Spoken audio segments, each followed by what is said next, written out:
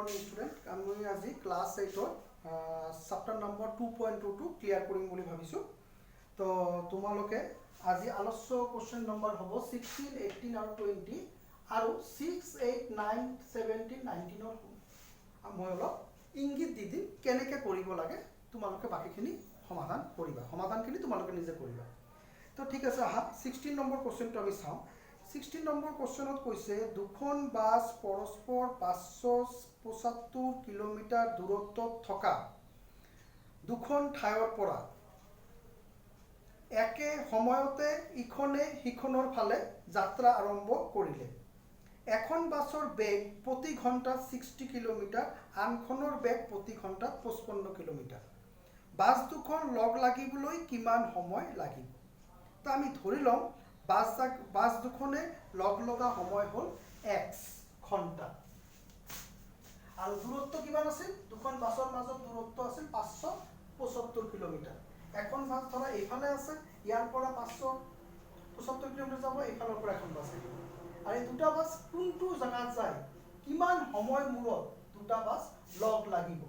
এইটো ওলাব দিছে। তো x ঘণ্টাত লগ লাগিব, দূৰত্ব 575 কিলোমিটাৰ। এতিয়া প্ৰতি x ঘণ্টাত 60 কিলোমিটাৰ বেগত অতিক্ৰম কৰা দূৰত্ব হ'ব 60x। ইয়াৰ এটা সূত্ৰ আছে যে দূৰত্ব ইজুকেল বেগ বা দ্ৰুতি ইনটু সময়। তো আমি এইটো বেগ কিমান 60 কিলোমিটাৰ ঘণ্টাত x ঘণ্টাত। তো এইটো আমি এনেকা দ্ৰুতি বুলিও লিখিব পাৰো, দ্ৰুতি বুলিও ক'ব পাৰি, দ্ৰুতি ইনটু সময়। তো এইটোৱে লিখছো x ঘণ্টাত 60 কিলোমিটাৰ বেগত অতিক্ৰম কৰা দূৰত্ব হ'ব 60x। 60 কিলোমিটাৰ দ্ৰুতি আৰু সময়টো হ'ল x। আনখন বাছ প্ৰতি x ঘণ্টাত 55 কিলোমিটাৰ বেগত যায়। তাত ই কিমান দূৰত্ব যাব? 55x। তাৰমানে যাৰ দূৰত্ব যাৰ স্পীডটো বেছি ই অলপ আগত যাব, যাৰ স্পীডটো অলপ কম ই অলপ পিছত আহিব, এনেকা আৰু। এতিয়া এখন আনখনৰ লগত লগ লাগিব বুলি কৈছে। তেতিয়াহ'লে এখনৰ বেগ আছিল, এখনৰ দূৰত্ব আছিল 60x আৰু এখনৰ বেগ পালো 55x। যোগ কৰি দিলো, কিমান কিলোমিটাৰ দূৰত্ব যাব লাগিব? 575। তো যোগ কৰি দিলো 115 হ'ল, 115 দি হৰণ কৰি দিম, x মানে হ'ব 5। তাৰমানে 5 ঘণ্টা সময় লাগিব। কি লাগিব? 5 ঘণ্টা সময়। বাছ দুখন লগ লাগিবলৈ কিমান সময় লাগিব? তাৰমানে এখন বাছ আনখন বাছৰ লগ লাগিবলৈ 5 ঘণ্টা সময় লাগিব। তাৰমানে এজনে অলপ আগত আহিব, এটা বাছ অলপ পিছত আহিব। তো 5 ঘণ্টা সময়ৰ মূৰত দুখন বাছ লগ লাগিব, এইটো হ'ল। এতিয়া 18 নম্বৰ কোৱেশ্চনটো মই কৰিছো।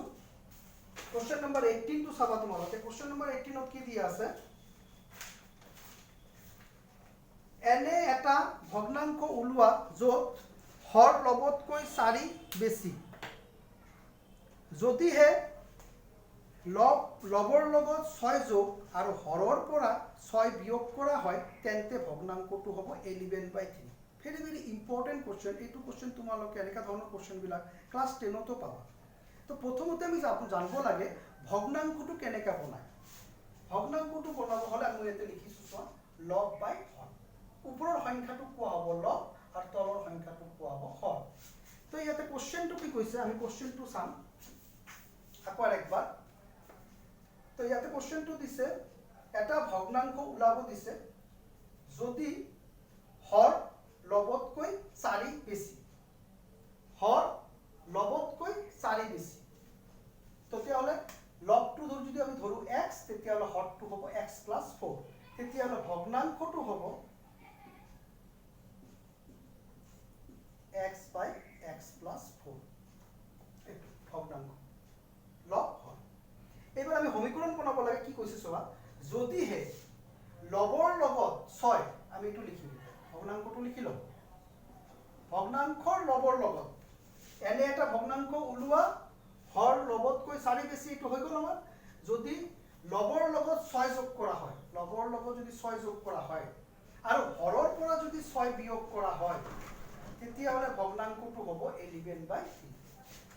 লবৰ লগত 6 যোগ কৰিব দিছে আৰু হৰৰ পৰা 6 বিয়োগ কৰিব দিছে, তেতিয়াহ'লে ভগ্নাংশটো হ'ব 11/3। এতিয়া আমি সমস্যাটো সমাধান কৰোঁ। x টো ওলাব লাগে। x + 6, x - 2, 11/3 বজ্ৰ পূৰণ কৰিম 11x minus 2 3x plus 6 11x minus 22 3x plus 18 11x minus 3x is equal 18 plus 22 বিয়োগ কৰি দিম এইটো 3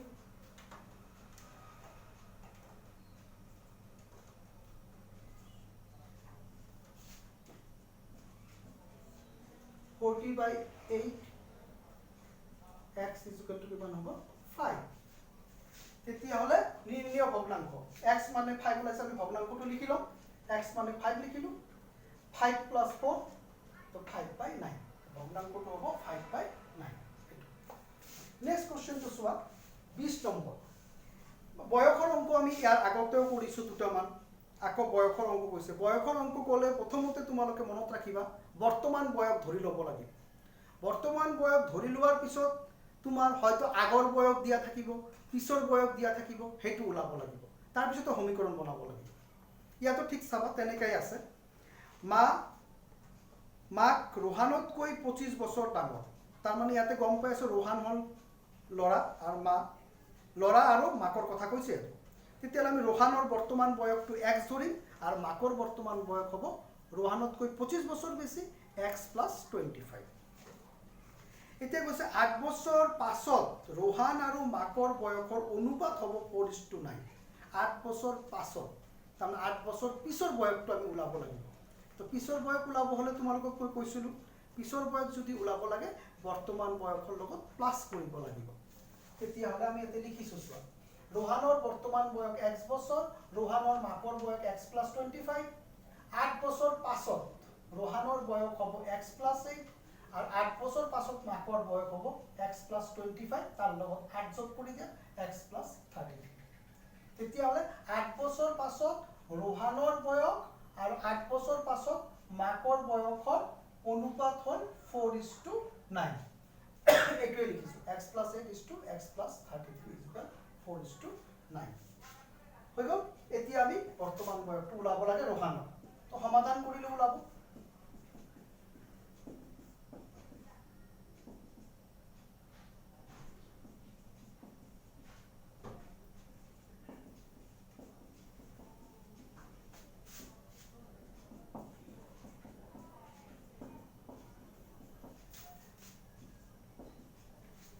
পূৰণ কৰে দিল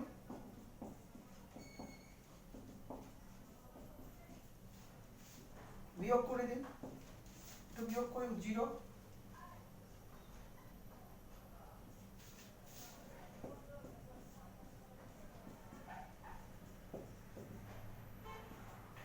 ৰোহানৰ বয়স কিমান হ'ব 12 বছৰ ওলাই লিখিলো বজ্ৰ পূৰণ কৰিছো ব্ৰেকেট উঠাব লাগিব উঠালো x টো এফালে আনিলো সংখ্যাটো এফালে ললো এটো বিয়োগ কৰিলো পাঁচটো পূৰণে আছে হৰণ কৰিলো x পালো তেতিয়া হলে আমাৰ এইখিনি মই কৰি দিলো এতিয়া তোমালোকক মই যেটো কথা কৈছো 6 8 9 17 আৰু 19 টো অলপ ইংগিত দি দিম কেনেকা কৰিব লাগে তো কোশ্চেন নম্বৰ 6 টো কি আছে চোৱা এটা বিখম বাহু ত্ৰিভুজ মানে বুজি পোৱা না যাত তিনিটা বাহুৱে অসমান হ'ব হেতু হ'ব বিখম বাহু ত্ৰিভুজ তো এটা বিখম বাহু ত্ৰিভুজৰ প্ৰথম বাহু তৃতীয় বাহুতকৈ 2 বেছি আৰু দ্বিতীয় বাহুটো তৃতীয় বাহুটোতকৈ 2 গুণতকৈ 5 কম ত্ৰিভুজটোৰ পৰিসীমা 29 সেন্টিমিটাৰ হলে তিনডাল বাহুৰ যোগ ওলোৱা ত্ৰিভুজৰ পৰিসীমা যদি ওলাব লাগে ত্ৰিভুজৰ পৰিসীমা আমি যদি ওলাব লাগে আমাৰ প্ৰথমত কি কৰিব লাগিব ত্ৰিভুজ এটা বিখম বাহু ত্ৰিভুজৰ তিনটা বাহুৰ মাপ লাগিব ত্ৰিভুজৰ তিনটা বাহুৰ মাপ আমাৰ লাগিব আৰ তিনটা বাহুৰ মাপ যোগ কৰে দিলে পৰিসীমা সূত্ৰ ত্ৰিভুজৰ তিনটা বাহুৰ যোগফল ইকুয়াল পৰিসীমা তো আমি ধৰিব হলে তে বাহু বিলাকৰ কেনেকা ধৰিম দিয়াই আছে তো চোৱা প্ৰথম বাহুটো তৃতীয় বাহুতকৈ 2 বেছি তৃতীয় বাহু সাপোজ ধৰা এটো তৃতীয় বাহু এটো যদি x হয় তৃতীয় বাহুতকৈ প্ৰথম বাহুটো কিমান বেছি 2 বেছি ধৰা এটো তেতিয়া হলে x + 2 হ'ব হৈ গল আৰু দ্বিতীয় বাহুটো তৃতীয় বাহুটোতকৈ 2 গুণতকৈ 5 কম এইটো ধৰা 2 গুণতকৈ 5 কম হৈ গ'ল তেতিয়াহ'লে আমি এটা লিখছো চোৱা তৃতীয় বাহুটো x প্ৰথম বাহুটো হ'ল 2x হ'ল কিমান বেছি বুলি কৈছে 2 গুণ বেছি বুলি কৈছে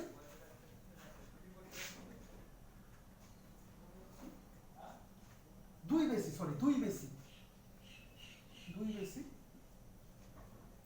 গুণ করলে গুণ করব লাগিব তো 2 গুণ 2 প্লাস x বা x প্লাস 2 এটো আৰু তৃতীয় বাহুটো দ্বিতীয় বাহুটো তৃতীয় বাহুটো তৃতীয় বাহুটো 2 গুণতকৈ 5 কম তেতিয়াহ'লে তৃতীয় বাহুটো যদি x হয় প্ৰথম বাহুটো হ'ব 2 বেছি কাটকৈ বেছি তৃতীয় বাহুটোতকৈ বেছি কিমান বেছি 2 বেছি কোনে বেছি প্রথম বাহুটো তৃতীয় বাহুটোতকৈ 2 বেছি তো x প্লাস 2 বা 2 প্লাস x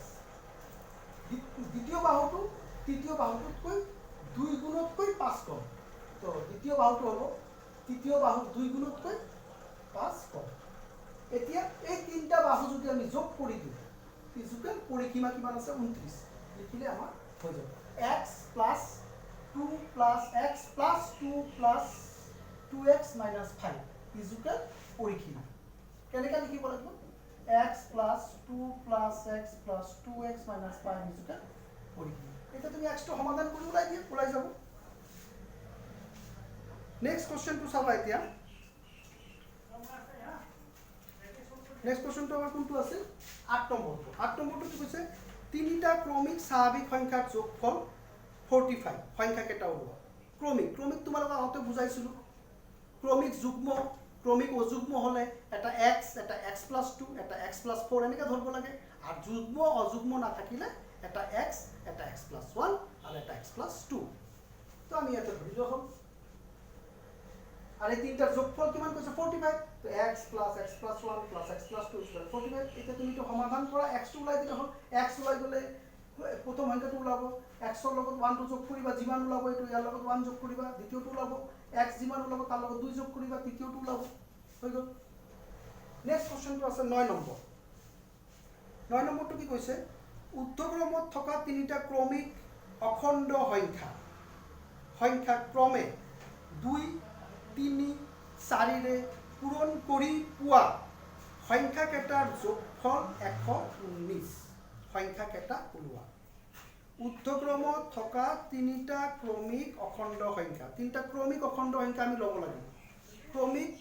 অখণ্ড সংখ্যা তো এটা x হ'ব এটা x + 1 হ'ব আৰু এটা x + 2 হ'ব প্ৰথম এতিয়া প্ৰত্যেকটোৰ লগত কি কৈছে ক্ৰমে প্ৰথমটোৰ লগত 2 পূৰণ কৰিম 2x দ্বিতীয়টোৰ লগত 3 পূৰণ কৰিম 3 ইনটু ব্ৰেকেটত x + 1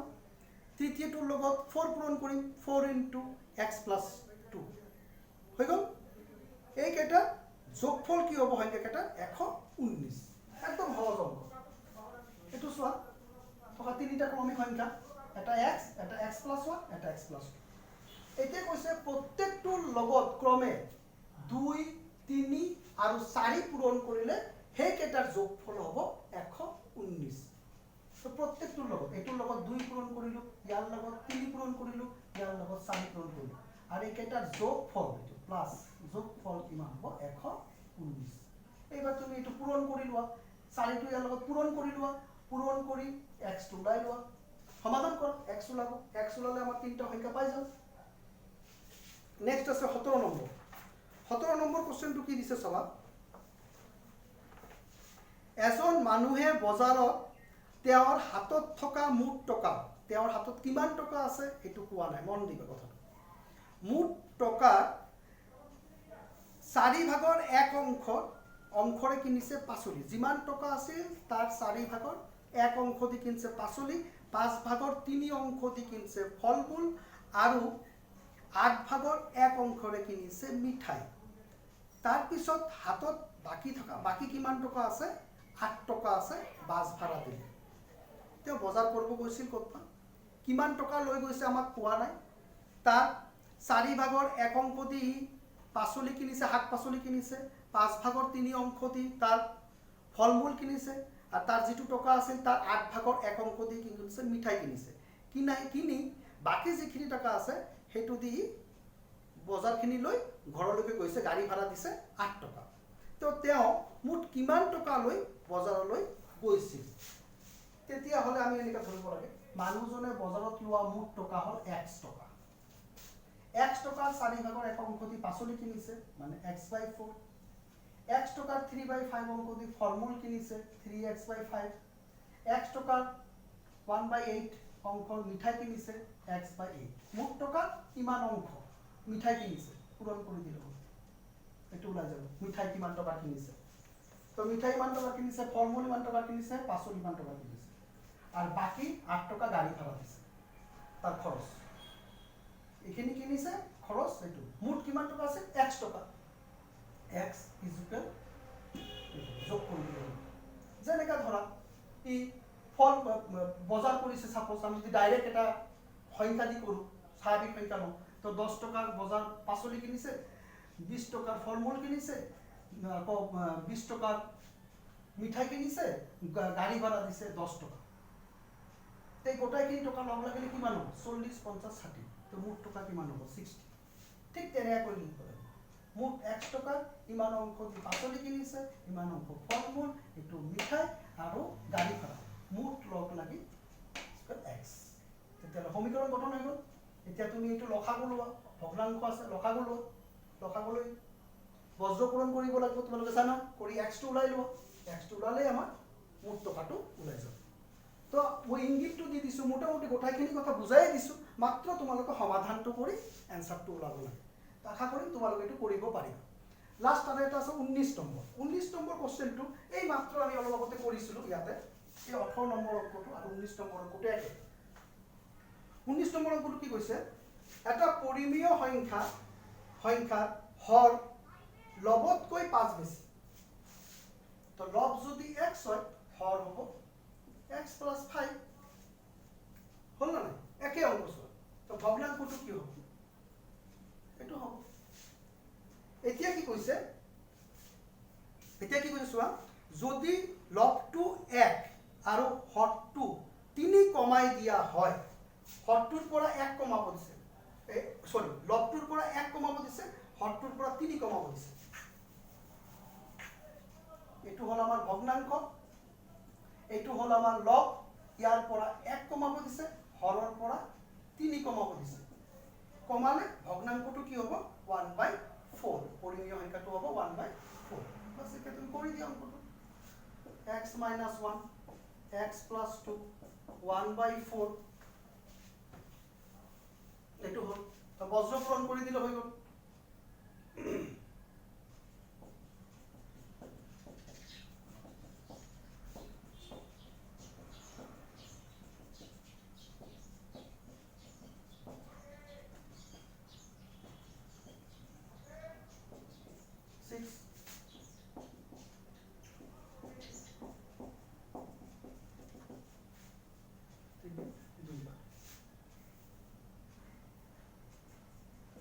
x মানে 2